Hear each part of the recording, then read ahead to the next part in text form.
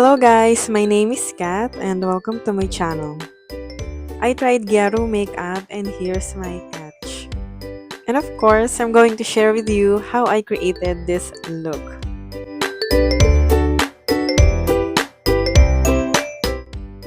For lips and skin prep, I'm going to use Pond's and Nivea.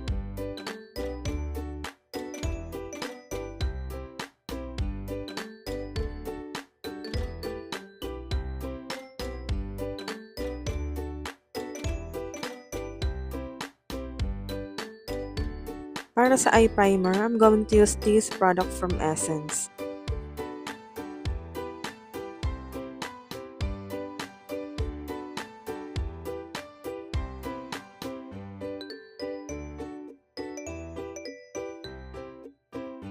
We're going to use a concealer brush para i-blend yung ating eye primer.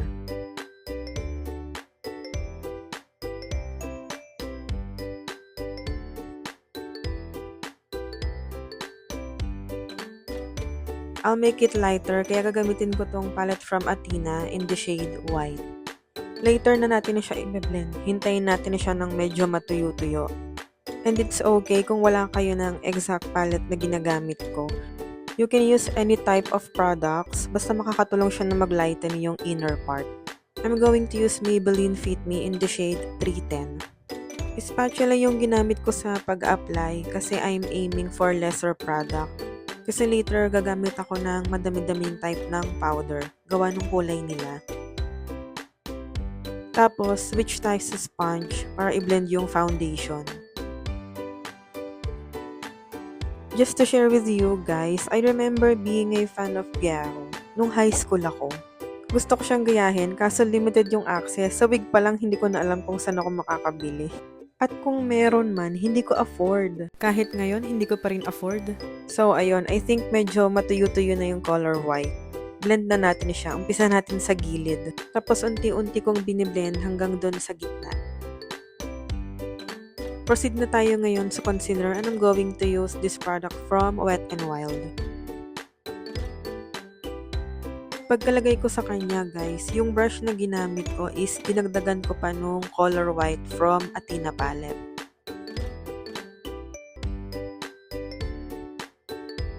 Tapos switch tayo sa sponge para mag-blend. And guys, may napanood akong video na may mga gumagawa ng Gyaru makeup. Tapos, Poscapin yung gamit nila as their white eyeliner. I'm not sure kung safe. Lighter concealer na lang gamitin natin. Mag-set na tayo and I'm going to use this translucent powder from Dr. Sensitive. Every time na magseset tayo ng liquid products, i-press natin yung powder. Makakatulong to na magstay at magtagal yung makeup. Once applied, gamit tayo ng fluffy brush para i-blend yung powder. Set din natin yung ibang part ng mukha and I'm going to use Dr. Sensitive number 3. Another tip guys, para magtagal yung makeup natin, kailangan maging maayos yung pagsaset ng base natin. Kasi dito nagmumula yung hulas. That's why I suggest i-press natin yung powder para mag-soak talaga siya dun sa liquid products. For our eyeliner, I'm going to use Pink Flash in the shade B01. Ang goal ng paglalagay ng eyeliner natin ay pababa. Then, i-extend natin siya for a wider effect.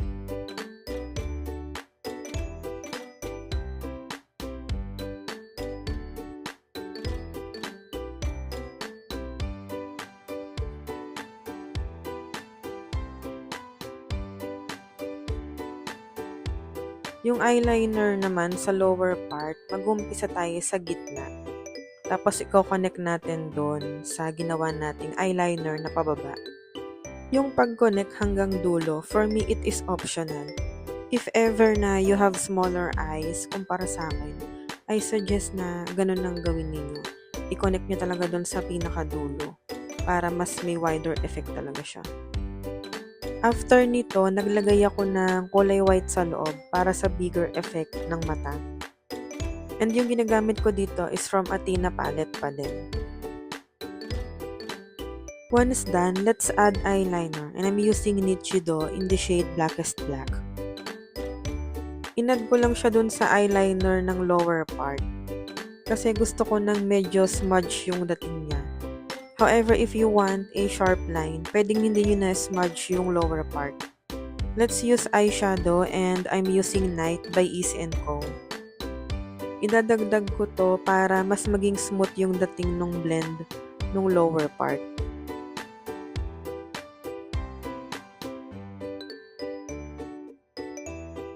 And now, for our transition shade, I'm going to use Steady by Easy & Co. Yung way ng paglalagay ko is nakafocus lang sa gitna yung pigment. Hinayaan ko lang muna siya na naandoon yung kulay.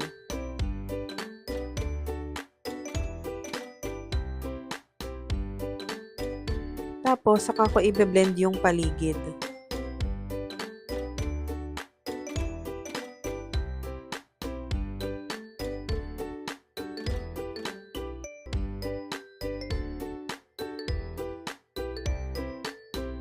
Sa part naman na to, pinaghalo ko yung concealer at saka yung kulay white doon sa Athena palette. Itong part na to ay optional kasi pwedeng diretso na talaga dun sa concealer brush yung paggamit. Kaya ko to ginawa is nag-outline muna ako para may guide ako kung saan ko eksaktong ilalagay yung puting cream. Once done, ang gagamitin ko naman is bigger brush. Mag-a-add ako ng madaming white doon sa paligid ng mata.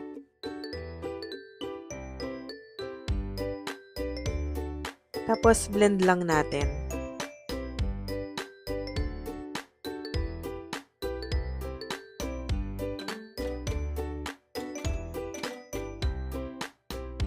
After this, let's proceed sa nose contour and gagamitin ko yung ginamit natin as transition shade, yung Teddy by Easy & Co.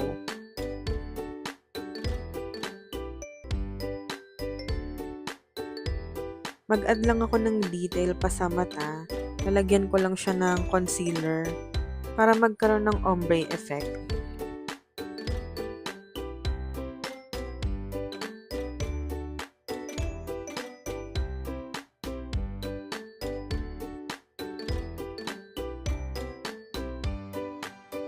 For another detailing part, I'm going to use Scarlet and Supernova by Easy & Co. Una kong ilalagay yung Scarlet sa tear duct.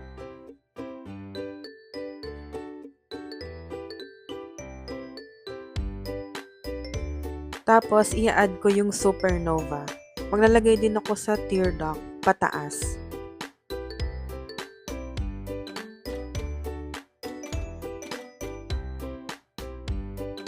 I'll add blush effect sa paligid ng mata and I'm going to use Fringe by Easy & Co. Sa paglalagay nito, dahan-dahan lang para hindi mas-smudge yung eyeliner.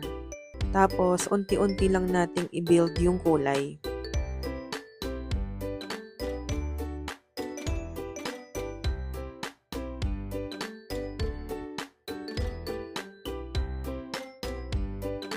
Let's now proceed to our base and I'm going to use Raja by FS. Ito yung gagamitin kong bronzer slash powder sa ating mukha. Alam niyo guys, magaganda yung product ng FS. Lalo tong powder na to. Bukod sa maganda yung lapat niya sa skin, maganda rin yung kulay niya. Perfect to pang bronzer. Pagdating naman sa cheekbone na part, maglalagay tayo sa area na to. And after nun, gagamit tayo ng blush on and I'm using Flesh by Easy & Co. Nakafocus yung kulay doon sa apple ng cheeks.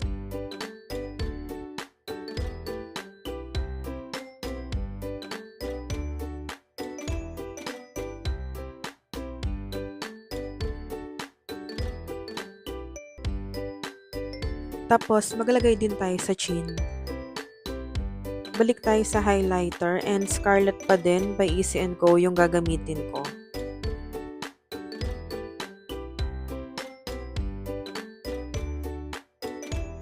Maglagay na tayo ngayon ng Egisan at gagamitin ko pa din yung Teddy ng Easy & Co. Nilagyan ko yung part na medyo unahan, malapit sa tear duct. I'll add details using this nude eyeliner from Wet n Wild.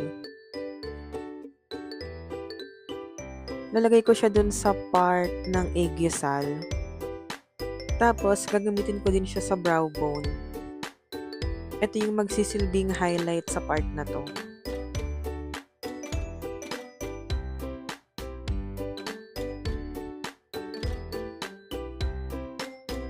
I am now using Blonde by Easy & Co. Ilalagay ko siya doon sa Aegysal na part.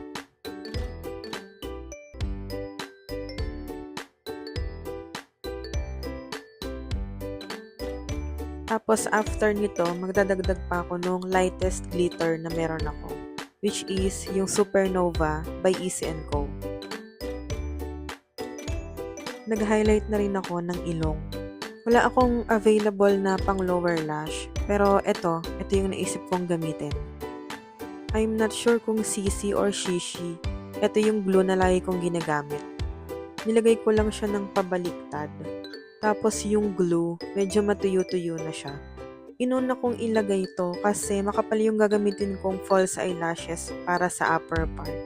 I think mas mapapadali kapag unahin talaga tong lower lash. And guys, ito na siya. Look at her, she's so beautiful. Medyo out of frame nga lang. Kapag naglalagay ako ng false eyelashes, pinepress ko yung natural lash doon sa false para mag-blend sila, para mawala yung gap. Ngayon pa lang tayo magkikilay and I'm going to use this product from Bia. Every time na ginagamit ko tong liquid pen, gumagawa lang ako ng hair-like stroke. And ang natural niyang tignan. Sobrang solid nito. Pwede kasi siya ng pang-event, pwede din ng pang-everyday look. Tas sobrang mura pa. And beginner-friendly siya. Tapos, blend lang natin gamit ang spoolie. Nalagyan ng cream tong kilay natin, kaya gagamit ako ng gel brow. It's from Vice Cosmetics. Para magkaroon siya ng kulay at hindi grayish tignan. I suggest na spoolie yung gamitin nating pang blend every time nagagamit tayo ng gel brow para iwas chunky. Let's now proceed to our lips and I'm using Dazzle Me in the shade Misty.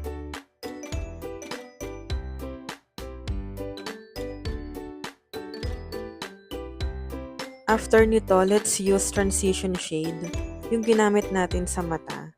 Lagay natin siya dito sa gilid ng lips. Unti-unti lang nating i-build yung kulay. Tapos, let's add any nude lipstick. Pero ang gamit ko is yung color white from Athena palette. I'm using Dazzle Me para sa ating setting spray. Protect natin yung eyes kasi ang strong ng spritzer niya. Yay! We're done! Inayos ko na rin yung buhok ko kaya picture-picture!